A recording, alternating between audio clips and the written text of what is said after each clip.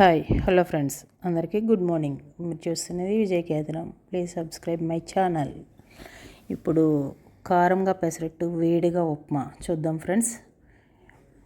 ఇప్పుడు పెసలు రాత్రి అంతా నానబెట్టుకుని, పెసరపప్పు అక్కర్లేదు, పెసలే నానబెట్టుకుని శుభ్రంగా గ్రైండర్లో వేసుకుని మెత్తగా ఆడుకుని, తర్వాత దాంట్లోకి మిక్సీలోకి ఒక పచ్చిమిర్చి, ఒక అల్లం వెల్లుల్లి పేస్ట్ చేసుకుని దీంట్లో వేసుకుని సరిపడగా సాల్ట్ వేసుకుని జీలకర్ర వేసుకుని మొత్తం కలిసేలాగా కలుపుకోవాలి.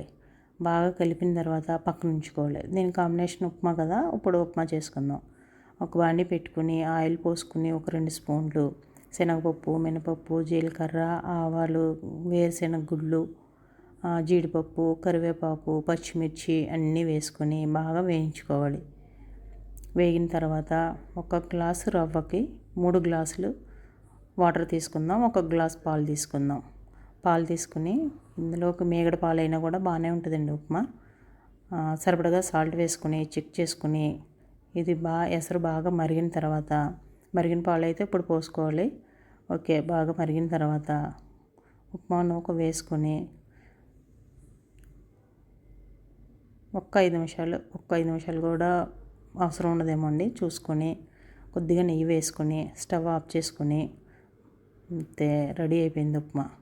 స్టవ్ ఆఫ్ చేసుకుని పక్కన ఉంచుకొని అంతే. ఇప్పుడు పెసరట్ల పిండి తీసుకుని ఆనియన్స్ కట్ చేసుకుని ఆనియన్స్కి కొద్దిగా నూనె రాసుకొని ఒక గరిటె పిండి తీసుకుని మరీ పలచగా రేకులా కాకుండా దోశలా కాకుండా కొంచెం మందంగా వేసుకొని ఆనియన్స్ వేసుకుని చుట్టూరు ఆయిల్ వేసుకుని చక్కగానే, కొంచెం ఆయిల్ ఎక్కువే పడుతుందండి పెసరట్టుకి, కొంచెం ఆయిల్ ఉంటేనే బాగుంటుంది పెసరట్టు.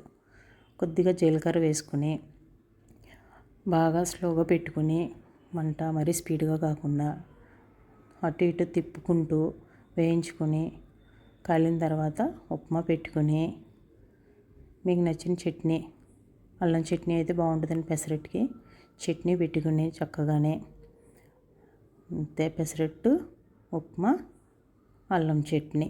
బాలసుబ్రహ్మణ్యం చెప్తాడు కదండి మిథున సినిమాలో, అద్భుత అని చెప్పి అలాగే ఉంటుంది. ఇలా చేసుకుని మీరు కూడా తినండి. ఎలా ఉందో నాకు కామెంట్ చేయండి. ఇది నేను టేస్ట్ చేశాను, చాలా బాగుంది. ఓకే ఫ్రెండ్స్, మళ్ళీ వీడియోలో మళ్ళీ కలుద్దాం. Bye friends.